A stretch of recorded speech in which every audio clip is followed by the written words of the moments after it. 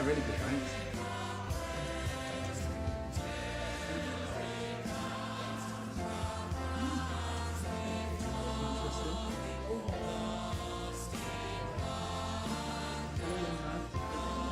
Nice to see you.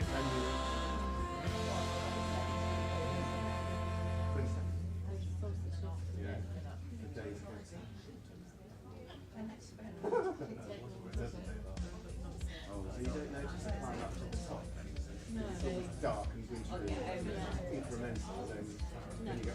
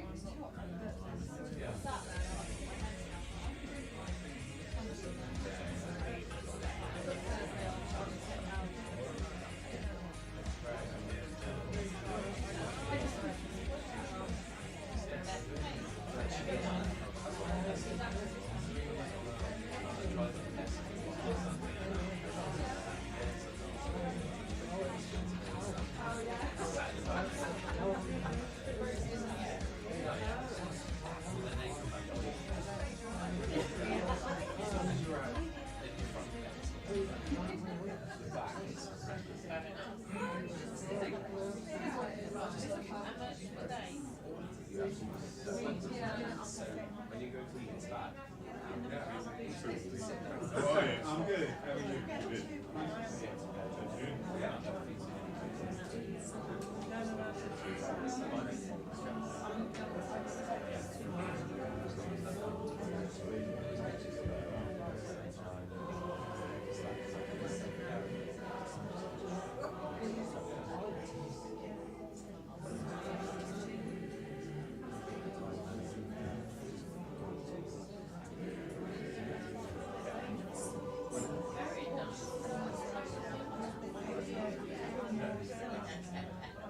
Because I've watched it, you've kind of powers up, they're great.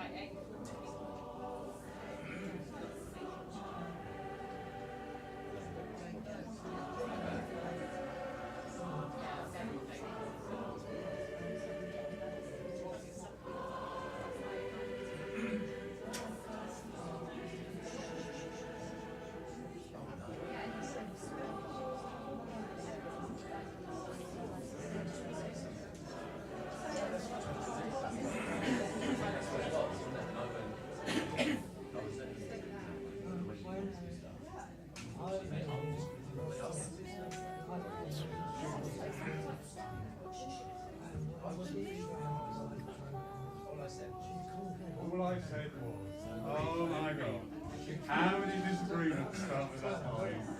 All I said was,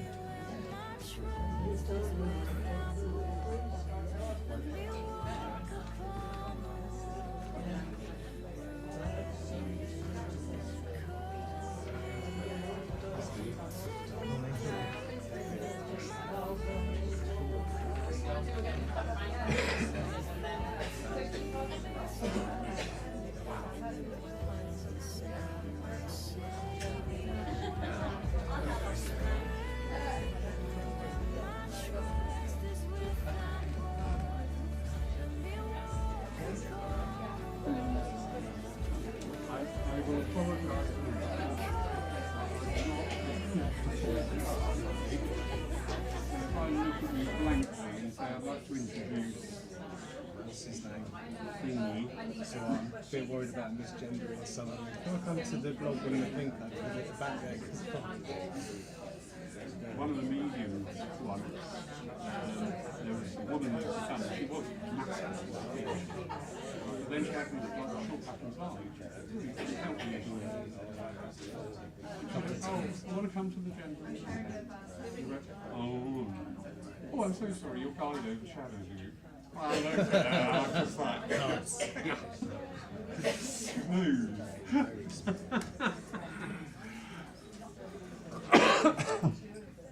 Got nanny duties? You got nanny duties? You got nanny duties? That's all right. Looks like she has. That's fair enough. She's got the sweeties, that's why. Good morning, everybody. Good morning. Wonderful, wonderful, wonderful again to be in everybody's company here, bringing together all your uniqueness, all your beauty, all your presence to create this time of togetherness. Great delight to welcome back to our platform the lovely Stephen Mayger. And you know when somebody says, can I have the A board out, you go, oh, this is going to be good. What are we doing? Could be bingo. I don't know. Is it bingo? No bingo? No. Anyway, it's not bingo apparently. But Stephen, really looking forward to being in your guidance today. So thank you, thank you, thank you. Quick reminder, please, mobile phones off during the service would be wonderful. And a very warm welcome too to all our friends joining us online, wherever you are in the world. So without further ado, Stephen, if I could ask you for the opening blessing, please. Good morning, everyone. Good morning. If you just join me in silence for a few moments. Divine and gracious Spirit, we thank you for bringing us all together this morning. And we ask you to bring our loved ones close enough that they can prove their love and survival beyond the change that we call death. To show us that we're spiritual beings having a human experience. And that Spirit is always with us, guiding us and loving us. That all the trials and tribulations of life are lessons for us to learn. And that we can take wisdom from them. And we ask that we are inspired this morning, inspired on our spiritual journeys, to have insights and revelations into our own understanding, and that you bless us with this healing light. Amen. Amen. Beautiful. Thank you, Stephen. And now, if you care to, please join in with saying the Lord's Prayer. Our Father, who art in heaven, hallowed be thy name. Thy kingdom come, thine will be done, on earth as it is in heaven. Give us this day our daily bread, and forgive us our trespasses, as we forgive those who trespass against us. And leave us not when in temptation, but deliver us from evil. For thine is the kingdom, the power and the glory, forever and ever. Amen. Thank you. And we now bring our thoughts and our very heart motion towards the art of healing. Healing is this time where we can share our love. It is as simple as that. When we express love, when we show love, when we talk love, we are working in that healing energy of upliftment, of compassion, and of friendship. So during this time, we invite you to send out that love to wherever and whenever you choose.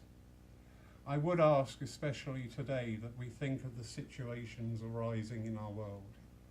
There is so much going on, and just send out that thought of peace. It is simple as that. Just send out the thought and the intent and that heartfelt emotion for peace. If there is anybody in particular you would like mentioned, please just raise your hand, and when I point to you, just call out their name. That is all that is required. But enjoy this time now of meditation, of contemplation, but above all, of healing. Thank you.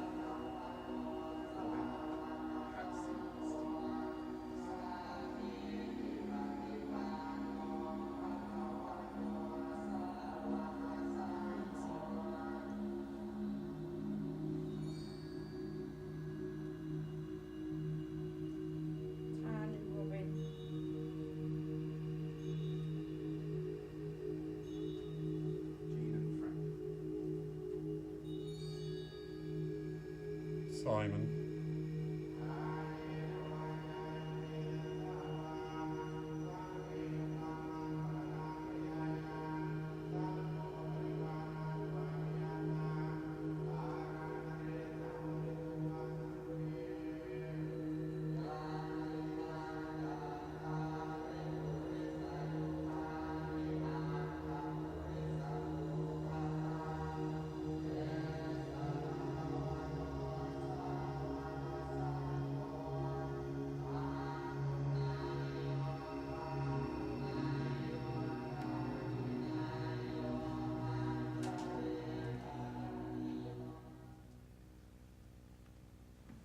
divine and infinite Spirit, God of our own understanding, we thank you for this time and this reminder that we are healers one and all. Our healing knows no bounds or limits. Our healing knows no restrictions. It is there, free for us to exercise, wherever and whenever the opportunities arise. Amen. I would now like to hand over to Stephen with bated breath. You've been there with your spirograph and not, haven't you? Oh no, I didn't cheat. Oh, right. Compass and a square. My phone doesn't want to open now. Right. What I want to read first is Isaac Newton's translation of the Emerald Tablet.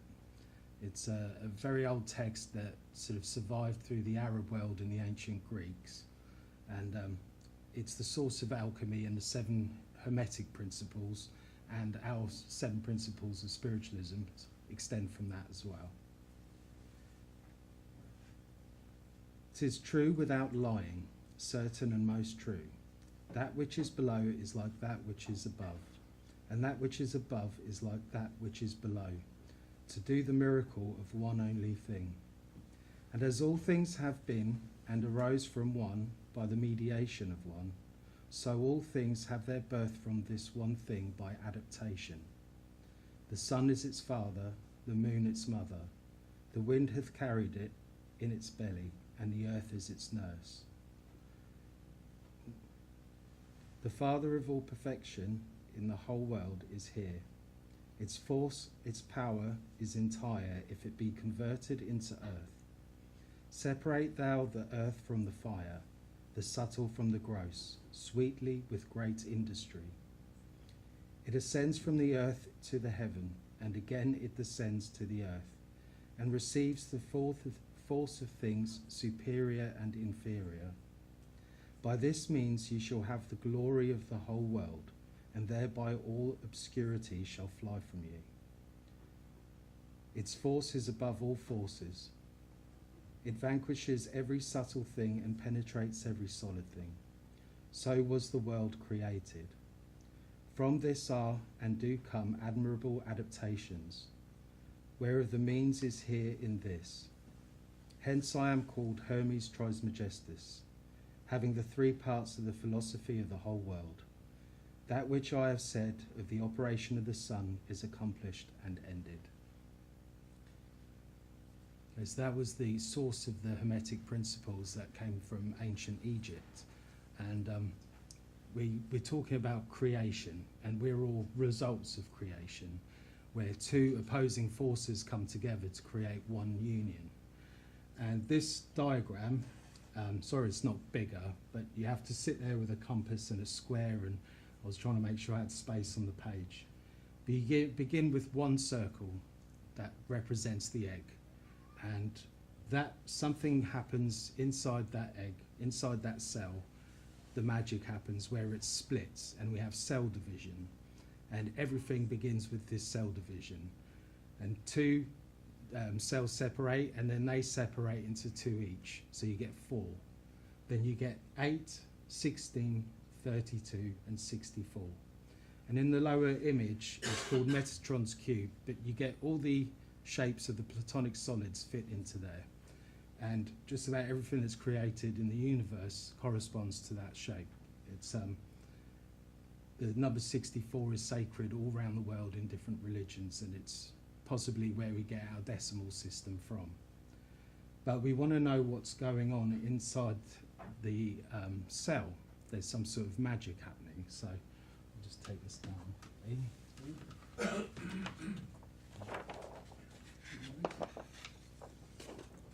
it back in the tip. So we want to try and work out what's going on in the cell.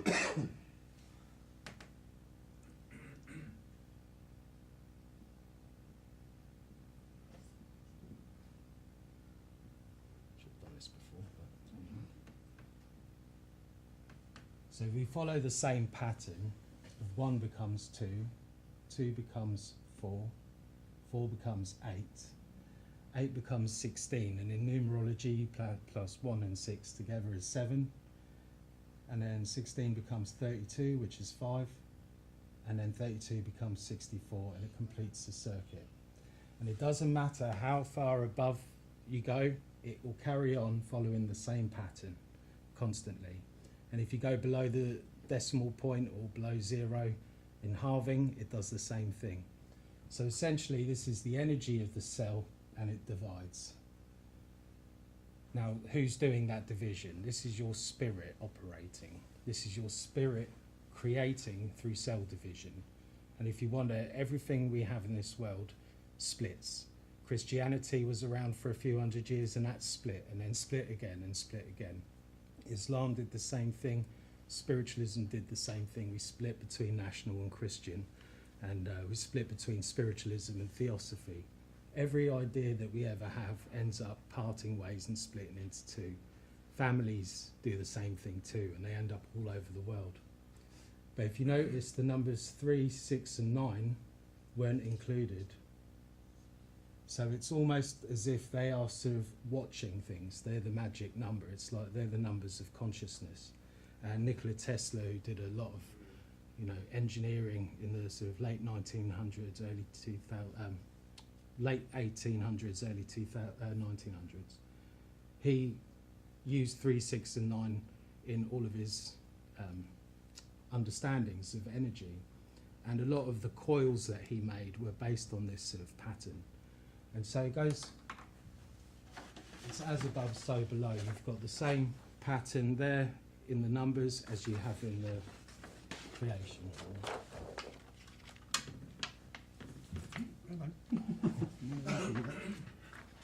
Now, when it came to the Hermetic principles, they summed them up as just 7. The first is mentalism, all is mind.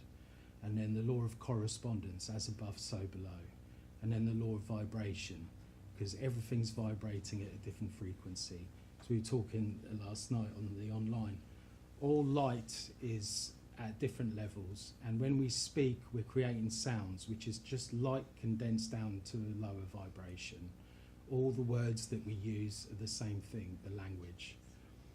So with other principles, the principle of polarity, everything that comes into this world divides into positive, negative, light, dark. In the Bible it says God separated night and day, heaven and earth.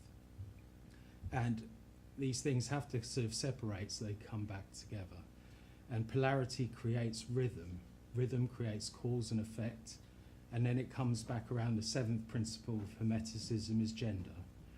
And where we sort of get polarized by gender, because the universe only needs 2 genders in order to create, but the soul is genderless. The soul is both masculine and feminine at the same time.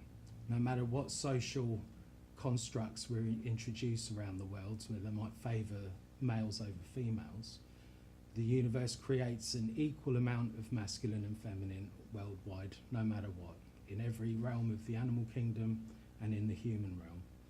But the soul is on this journey through this many lifetimes, but specifically the lifetime you're in. There's an alchemy taking place. That's what Isaac Newton was writing about when he translated it. That we have to be born as earth for spirit to have the full understanding of the world and to go through these alchemical processes of life. The symbol of bread and wine in Christianity, they are both alchemical processes. The bread is flour, water, oil, fire and air. When you put yeast in, it rises. And so they come together to create something that wouldn't just occur naturally. It's a transformational process. And wine is the same thing. You're adding the yeast to transform it into something else. And then you reduce the water content, and eventually you distill it to get to the essence, which is why we call alcohol spirits, because that's what they were trying to achieve. So I'd encourage people to go and not only just read Isaac Newton's translation, and sort of as the more you read it, the more you start having new ideas about your life and the processes of life. You start seeing how you've separated from certain people so that you could grow, and that you've amalgamated with other groups so that you could grow. So you see this alchemy going on in your life. And then when you come to the idea of alchemy in the sort of greater sense, many lifetimes are coming together for you to experience so that you can get a wider picture, a bigger picture. And it's all based around the sun, the moon and the stars. There's a greater alchemy taking place. And as we've, all of our ancient mythologies, they revolve around this union between the sun, the moon and the stars, the changing of the seasons. Because if we all just had the same season all the time, it would be lovely to live on the equator or, go move to Spain so it's sunny all the time. But you end up missing the winter time, you miss the autumn time, you miss the change that takes place in you throughout the year. Right now it's beautiful, and I know this afternoon I'm going to go fishing for a few hours because the sun's going to be up and the mackerel coming in. But then in winter it would be the last thing I want to do. I'll be sitting on the beach for hours and hours and catching nothing because they're not feeding, But to go through all these different processes in life, and I did spend about 3 years travelling where I was mostly just going from summer to summer to summer. And the first winter that I had was bitterly cold, and I enjoyed every moment of it because I was going to miss out yet again if I carried on travelling. And I realised that the soul has to keep going through these dark phases, these difficult times, in order for you to be able to extract the meaning, extract the spirit out of it. And I'd encourage anyone to sit down, and it can be very technical, you have to be very, very precise. But in the process of actually drawing these for yourself, just with a compass and a square, you concentrate in a way that it unlocks other parts of your mind. So it would be really nice just to print it out or get a stencil or a spirograph and do it. But the process of sitting and meditating and doing it unlocks all these different avenues of thought that probably locked to you before. So I'd encourage everyone to actually do this yourself as well. Every single Gothic church and cathedral, temple of the old world was designed and built using sacred geometry, using all the processes that inspired them by doing this. I'd say all technology as well, because we're told, we're made to believe by Hollywood that aliens crash landed and we stole their technology. That's where all of our devices have come from. But they actually came from this. People who sit down and look at the geometry of sound, look at the geometry of light, because when they do, it's unlocked the potential. And it's because of this that we've got remote controls and lasers and all sorts of great technology. But it all came down from someone sitting down with a compass and a square and working through their ideas, finding correspondences in the shapes and trying to find a more efficient design, because nature will show you the most efficient design. And it all comes from that spirit. It's the spirit that begins at the number one and circuits through for cell division. And it's that division. I always wondered why we say God is divinity. It's that division within us. It's that God force within us driving creation forward. And if you notice, there's 6 operations. Day 1, 2, 3, 4, 5, 6, 7. So there's the 7 days of creation. And if you think this is the egg in the womb, it's at this point that the soul and the body unite, where the vehicle is ready for your soul to experience life on earth. So I'll leave you with that. Thank you.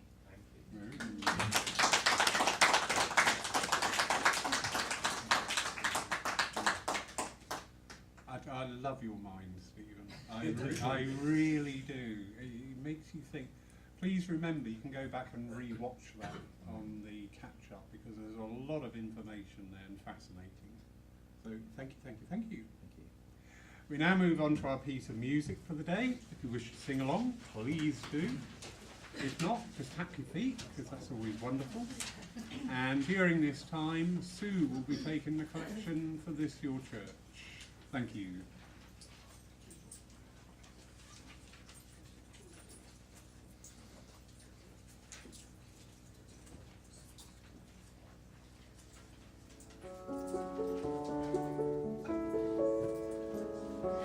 Life is what you make of it. It's the fire in your soul. If you keep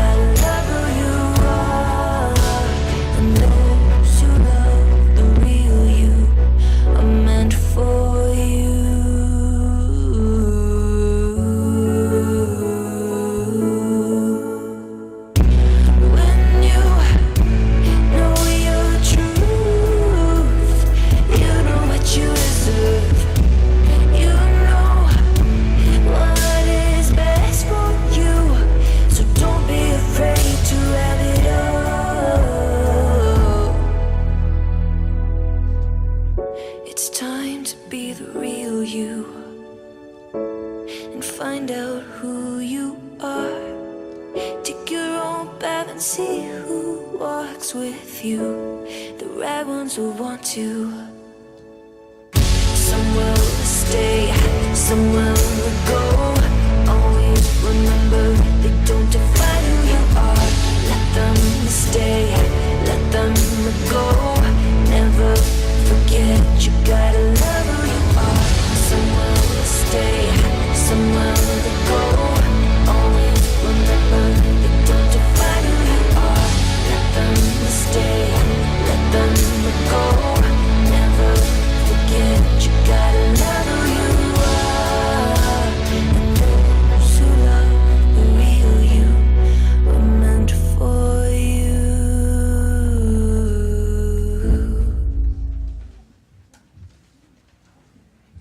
Difficult to sing that one, but the words are beautiful.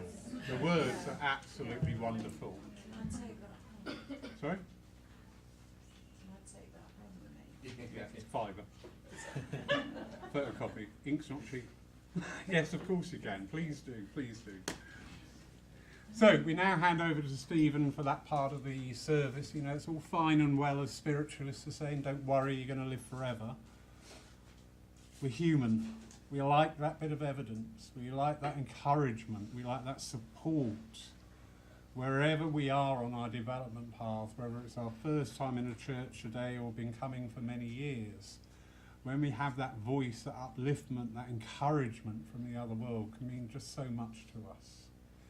So, Stephen will demonstrate his evidential mediumship in a two-way conversation with you. There are caveats. Yes, no, maybe. Try not to share the story. Oh yeah, that was me mum. She was a tank commander and a spy and parachuted into Uruguay. Because that's Stephen's, I don't know why that came in. That's going to be in the message, isn't it? It's Stephen's job to translate what is being given by the other world. So please just embrace it. You know, spiritualism is an experience. I know I bang on about this because I'm very passionate about it. If you're going to sit there and watch it like Netflix or, you know, YouTube, you're not going to get a lot out of it, seriously. But if you engage, if you join in, if you're part of that experience, that's when the miracle happens. All right? If little un's getting... Hello? If little un's getting a little bit, you can sit in the front room, still watch the service with Pauline in there. So, Stephen, sir. Good morning again, everyone. Tongue-tied after all that. Right, I see in my mind, hear in my mind, and I feel in my being more of the feeling, and I've sometimes got more than one communicator at once, and I need to be able to tell the difference, and you probably can help me differentiate the two.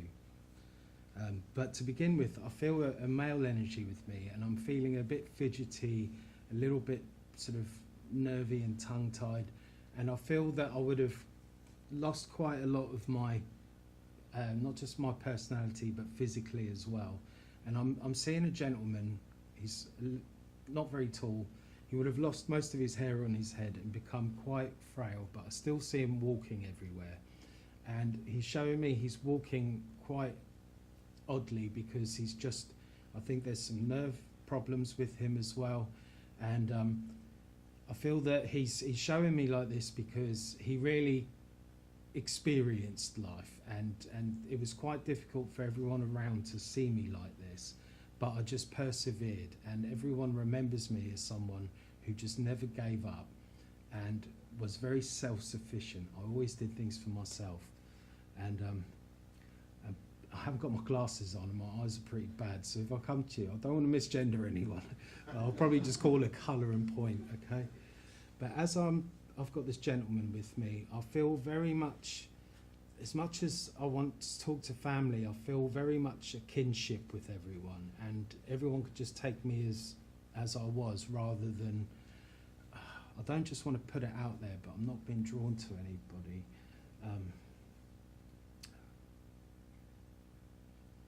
I feel this gentleman, he he would have been very sweet and very articulate when he was younger, and a very capable person, but he's not showing me what he did for a living, but it was like he didn't really boast or anything. He was someone who just supported other people. He must have been a great father, but I feel more like on a brotherly level that I want to communicate. So the gentleman with the blue shirt just looking down at your feet there. So can you understand this gentleman as I bring him through?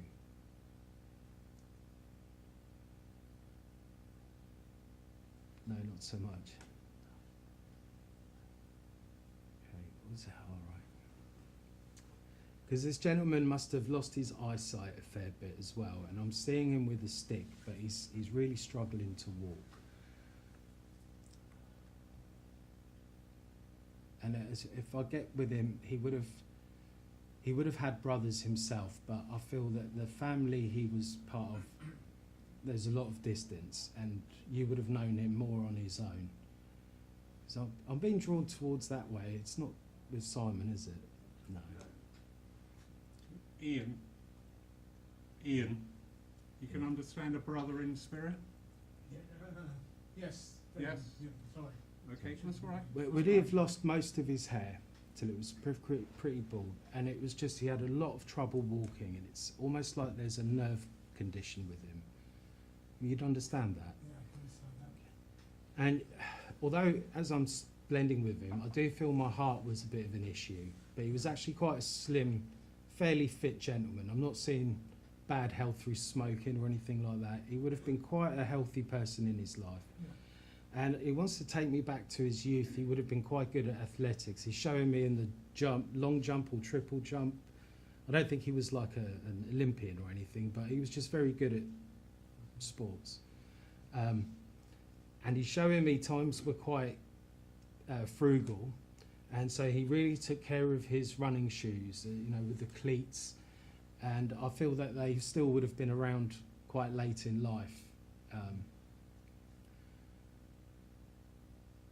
He's just one of these people who's quite just got on with life, and he didn't feel very special, but he was sorely missed when he was gone. People appreciated.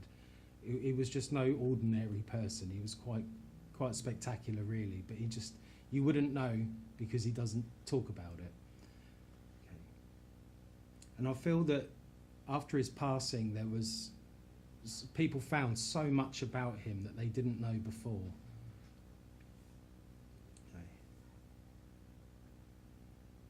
But I feel this gentleman, he would just wander around on his own. He was all there, but he just loved his own company, and he loved being outside in the sun. And I feel he's making me feel he's having time still. He's just wandering around, enjoying the view. He liked people, but he was great on his own. I feel that he's saying the family kind of moved away a little bit, and they're not in the same place they were. And it's like, although it sounds like a terrible thing, he still occupies the same. He still likes walking around the same place. He doesn't feel like he's gone. He's still enjoying life.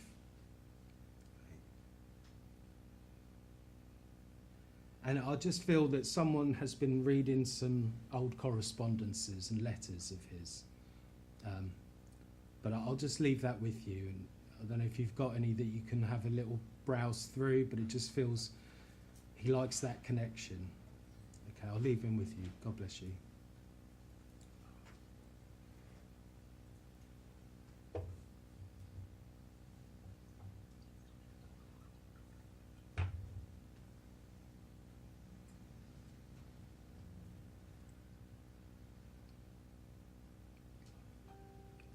Okay, I feel this lady coming in, and I feel I really needed a sip of water with her, because it feels her voice got very dry, and she must have had this very,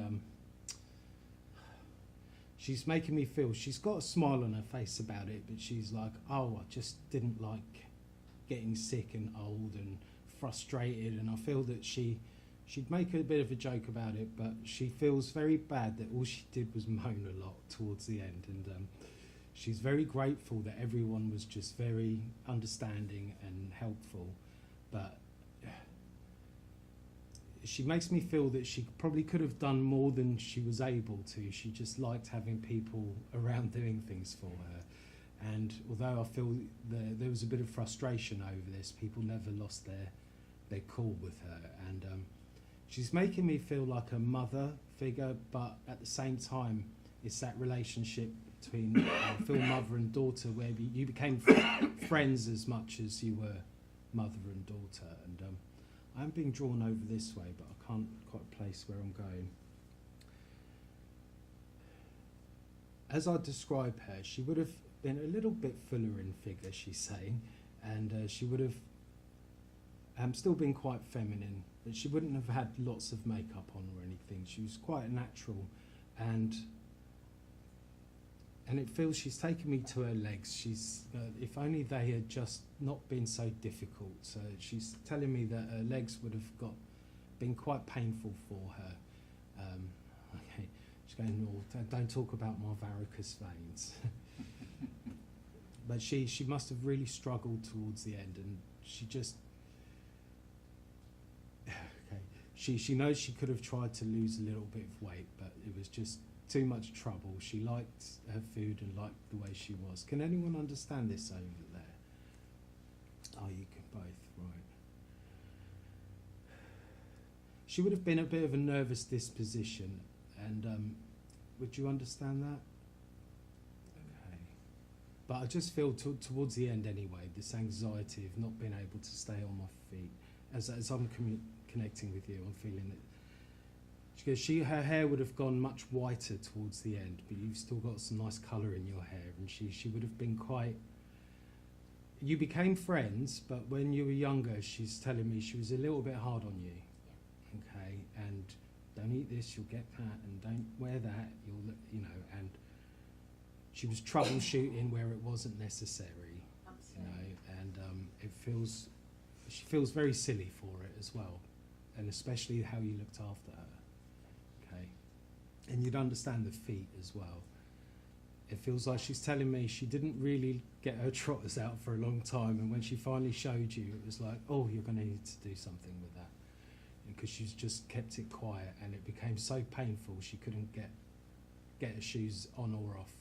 She lost both those legs at the end. Right. It just feels, in hindsight, avoidable. But she'd had to go back like 20 years to begin avoiding it, right?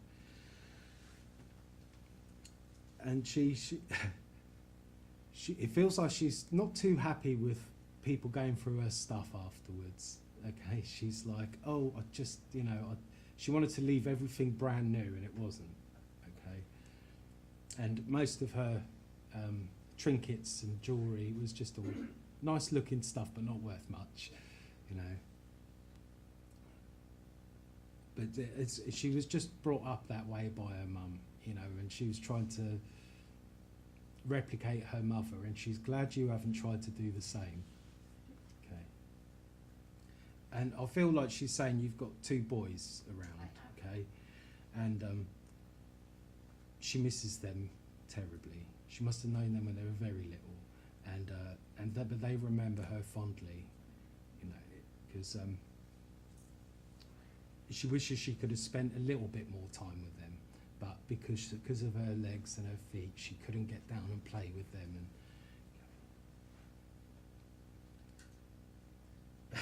And if she sees another wheelchair again, she just like she must have refused to get in them. Okay. And it would take 20 minutes to do a 5-minute walk because she refused, you know, point blank. And I feel her hearing wasn't great either. Select, yeah. But you know, it was, and it actually is not like her to come and communicate in front of loads of people like this, but it feels like she really needed to say it to you this morning, right? Because there was so much love in the house anyway. Despite all of that, it was quite a happy family, ups and downs like anyone, but that love was definitely there at the end when she really needed it. because it feels she wasn't as affectionate as she meant to be. Correct. Okay. And she wished she would have liked to be able to buy people's affection, but she couldn't even do that the way she'd like to. So, but I think she's saying that's kind of how she was brought up, Yeah. and she never really learned any different until it was too late. I feel that she's talking about an anniversary. I'm not sure if it's about her passing or around her birthday, but she wants to hand you some nice white roses. Thank you. Okay, I'll leave that with you. Thank God you very bless you. much. Thank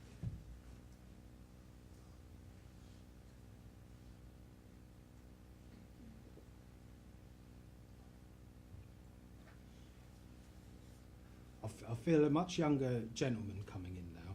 Although he's showing me that he's younger, he was. I want to go back a few years with this gentleman when he was young, and he's quite tall, broad shoulders, fairly slim, and he's quite an excitable person.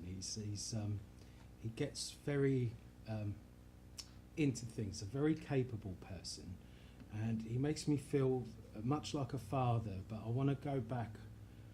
I feel like I did actually get a lot older than he's showing me, but he's showing me in his sort of 30s or 40s in his prime. And he's quite a smart man, but he's very casual with it. I'm not seeing him in a tie, just a plain shirt and trousers. But this gentleman knew a lot, and he knew everybody as well. He was very interesting and always doing something quite exciting. And I feel with him there was a bit of a military background with him in his younger years, but it just wasn't for him, and he wanted to move on.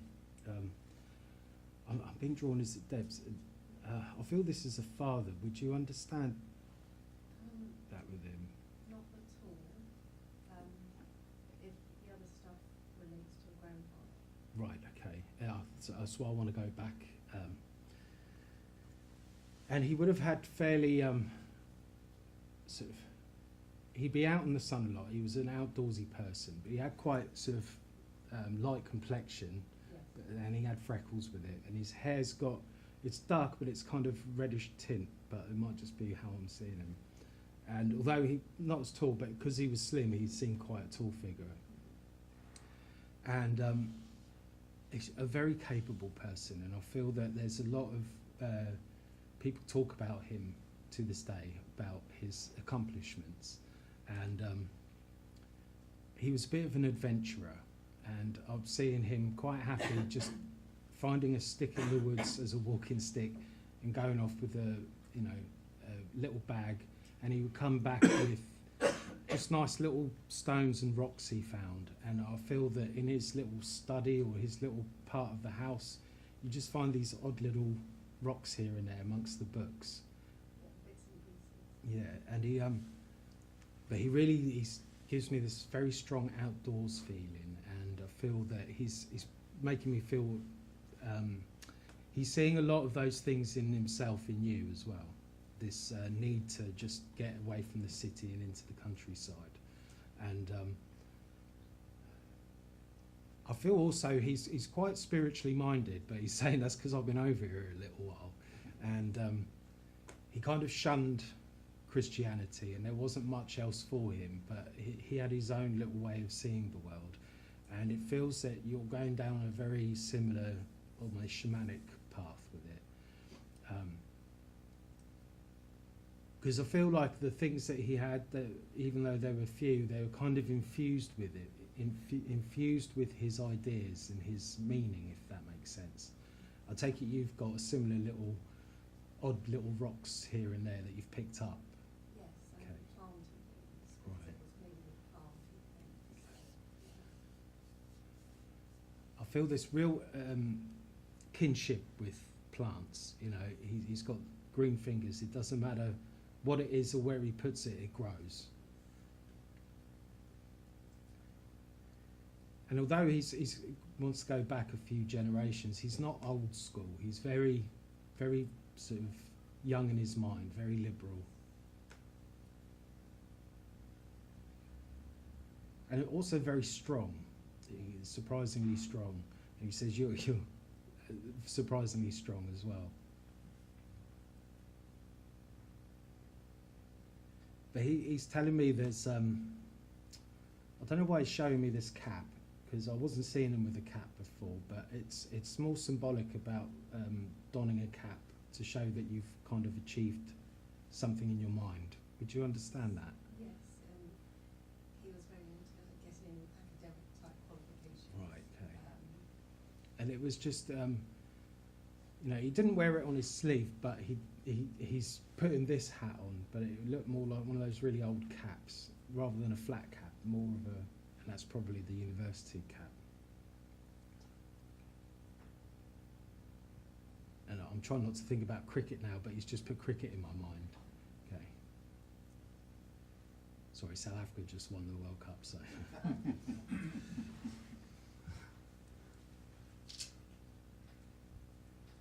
But I feel with this man, it was like there's, I don't know why he's talking about, just this pressure in his mind, and I don't know if he's trying to say you might put a little bit more on yourself, a bit more pressure on yourself than you need to just chill a little bit, There's been more so of that recently than previous. Right, okay. Yeah, so he's just saying, it's, I think you're putting pressure on yourself because you, like him, you want to excel at what you're doing. And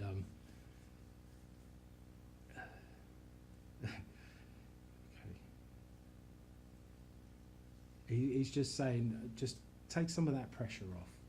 I think you're probably harder on yourself than you need to be. And because I feel this love and bond, but it's quite a spiritual one as well, because I take it between you and him. You're like-minded with him, but between you and him, the family aren't thinking the same way as you. Yes. Okay, and it's a bit of a, but you can hold your head up high with them because they know that you're very good at whatever you're doing. They just don't understand what it is. Okay. I'll leave his love with you. And again, I feel there's a celebration around him at the moment, whether it's his passing or birthday or anniversary, something like that. But I'll leave that with you.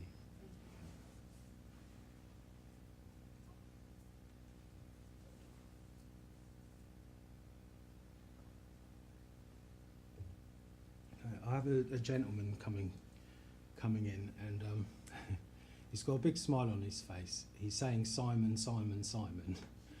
Okay. And normally when I hear them, and it's that distinct. Okay.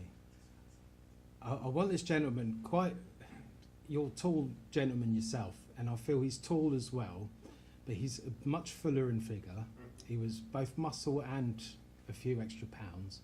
And I'm seeing more of a beard with this gentleman, which he must have been quite a sort of face, light touching his face, talking about his beard, and very intellectual man. But he preferred not quite as nice colours, but he would have had more of a green tweed jacket and the nice arm patches. He's quite a scholarly gentleman in his own way, he's telling me.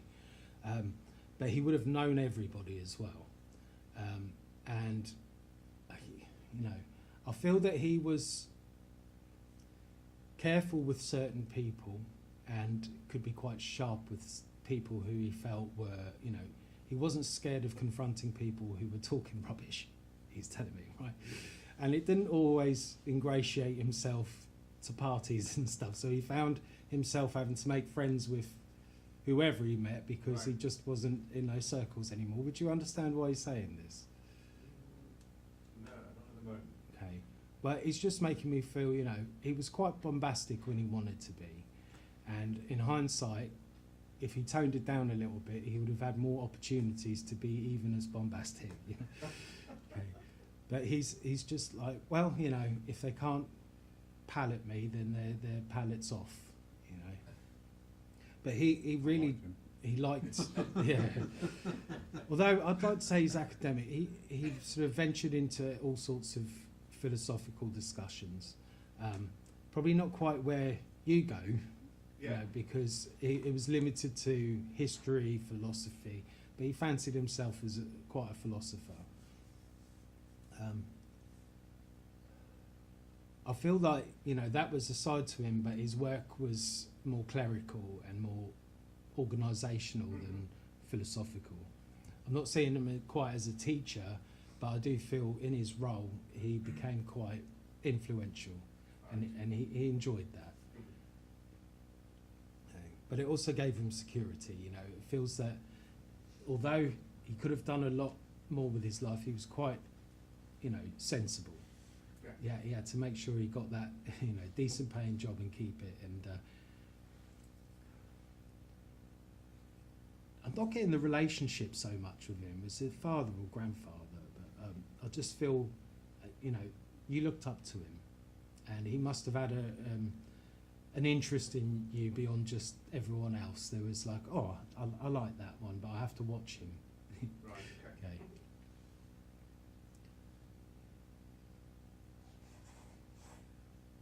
He's not really giving me a lot more, and I just feel that he, the way I'm thinking, he must have just been here and then gone, you know. But I feel probably even before his passing, he just wasn't there anymore. Would you understand that? Like, just wasn't quite the same person. yes, Yeah. yes, I can see that. And because you must have been far more switched on than most people around him, and you saw that. You know, he's not quite the same person he was. Because I feel not as comfortable around women as you might be. You know, he was a little bit stuck in his old ways, he's saying, and he feels that was a big regret because he lost out on, you know, he could have talked to twice as many people about the same thing, but he kind of thought, women don't learn that stuff, so I won't talk to them about it. And he's looking back, he's kicking himself. Okay. We all tend to do. Yeah. He's got a lot of love for you, but I don't think love would have been a word he'd use. No, it wouldn't No. be at the time.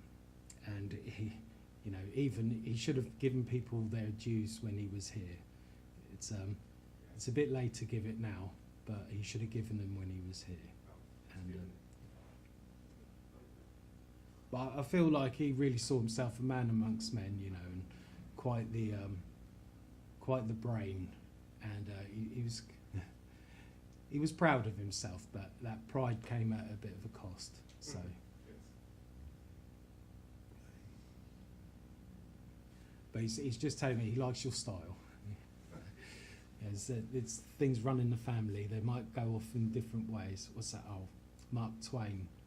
History doesn't repeat itself, but it does rhyme. Yes. Okay, so Great. I'll leave that with you. Thank you very much.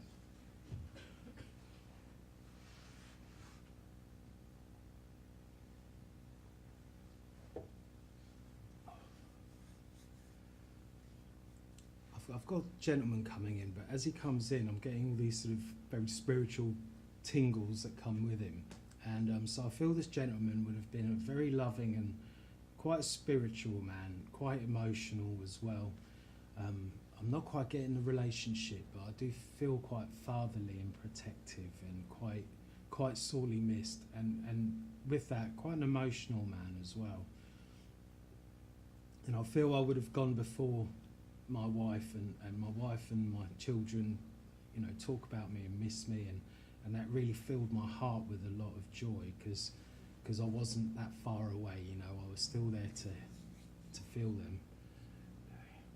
I feel drawn to the back of the room there, the lady in the grey top there. Can you understand that? Yeah, can you understand that with the gentleman?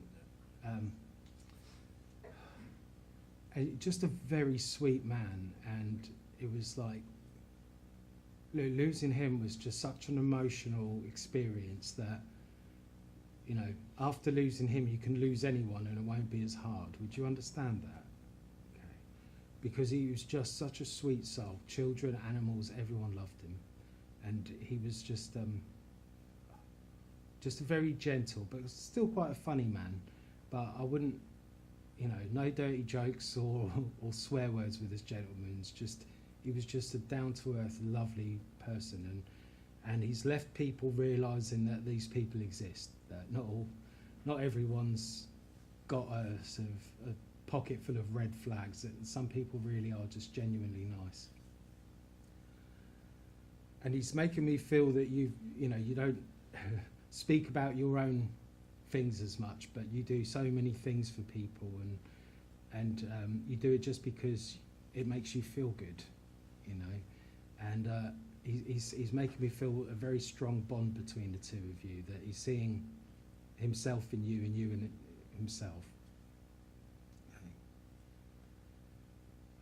And you got the little one here as well, because I feel there's this, he must see and talk about his little friends and play by himself quite happily. And he's saying that's good, that he's very spiritually switched on. And he's making me feel that won't go away either, where, you know, when he grows up, he's still going to be very spiritual, emotional, and very kind and friendly, okay, just like he was.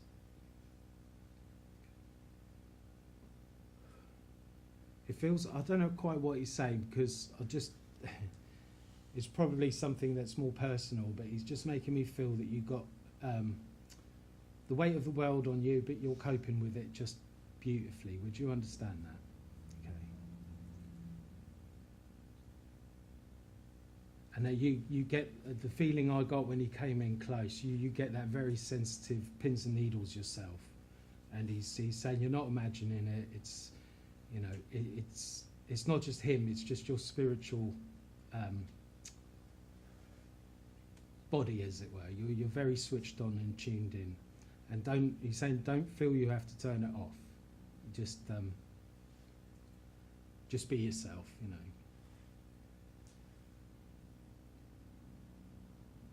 I feel there were, I don't know if you or anyone, even though he had passed, it's like you wrote a letter to him, or at least in your mind. I don't know if it's just, you know, write a letter to him, and or if you've done that with the little one, and it's just, it's lovely. It's like that bond hasn't gone anywhere.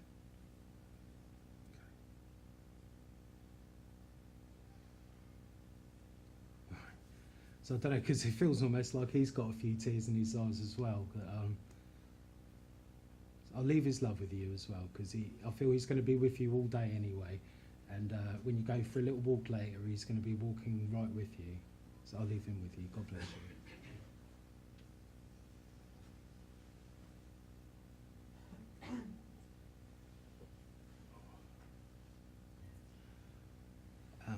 Right, I've got a lady with me, and she says, I'm mum, and I'm sure I've got your mum, Laurie.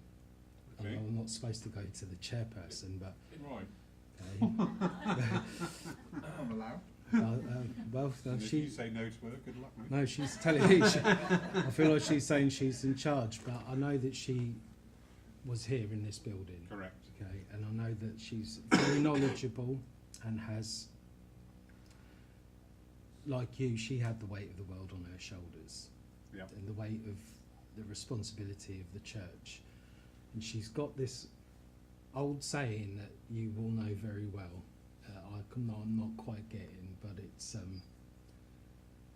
she would have said it in the old school way, like do as you would be done by, but don't get done by them, or something similar to that. Would you? Yeah, and Yeah. but she's saying that with just little tears down her face, because she's so pleased that you've done what you've done with the church. I'm going to try and just move it on, but she won't let me move on till I've given it. She's in charge, mate. You carry on. But she's. Over there. But I feel that between mum and dad, she was the one that spoke, and dad would support everything she Correct. did and said. Even though he was quite well spoken himself, she was the front of house spokesperson. Yeah. And that included complaints. Yeah. But I just feel this overwhelming joy, and I'll probably have, you know, she's coming on an energy. It's probably around about a celebration for her as well. Would you understand it? Oh, I'm a man. We don't Yeah. remember that. Okay. I don't even know what month it is. Oh, yes. But she would have been quite tall. I know you're tall, but she was quite tall herself for a lady anyway. I approve it. And she's making me feel very, you know, upright and strong, strong-willed, but strong physically. And it feels that she had a very strict upbringing herself. Yes. Elocution lessons, everything, and she was taught how to be you know, she was born for the role, but she was brought up for the role as well. Would you understand that? Yeah. Because I feel that her mother would have been very, very strict. Yeah. And I'm feeling almost like a schoolmistress type of strict. You know, there was Very direct. very, yeah. And I want to go up country a bit with Yeah. Grandma. Because, oh, you're soft down here. Yeah. Okay. But she's very pleased that you're coming back to your roots in a certain way. Okay. Okay, would you understand that? Are you from? I know you moved around younger. Yeah. Okay. Okay.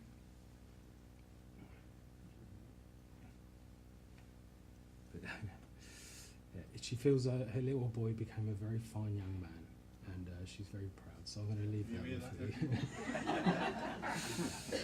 That's lovely. Thank you, sir. I've had my message. We can finish. Yeah. Spot on. Is that Yeah. one more? Sorry? Am I carrying on? No. No, all right. Sit Okay. down. I just can't see the time without my glasses. Thank you, Stephen. Do you notice it?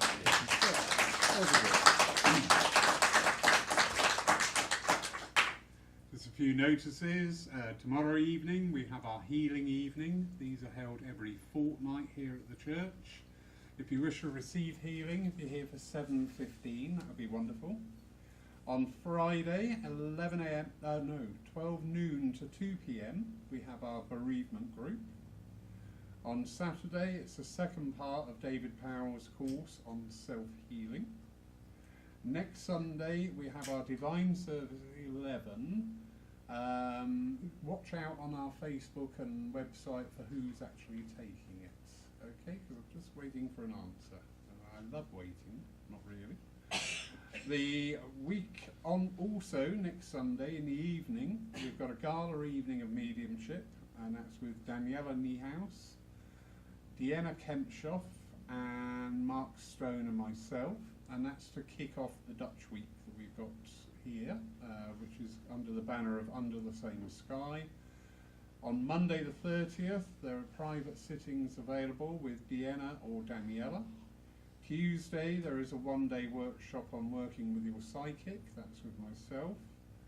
On Tuesday evening, this is all the following week, not this week coming.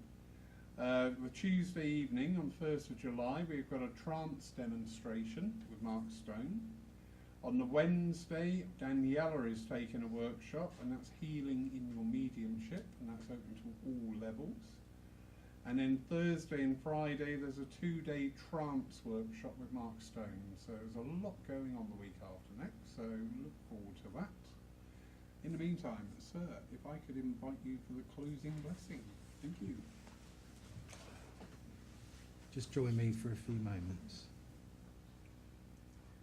Divine and gracious Spirit, we thank you for bringing us all together this morning, for bringing our loved ones close to give their proof of survival with a proof of their constant love and care.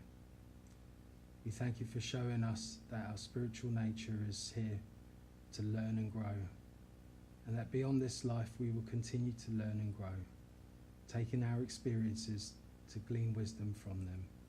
And we leave this morning asking you to give us that healing blessing. Amen. Amen. Thank you, Stephen. Wonderful. Todd? Thank you. Little something I want to share in-house with everybody here. There is a organisation called the JV Trust within Spiritualism, and it was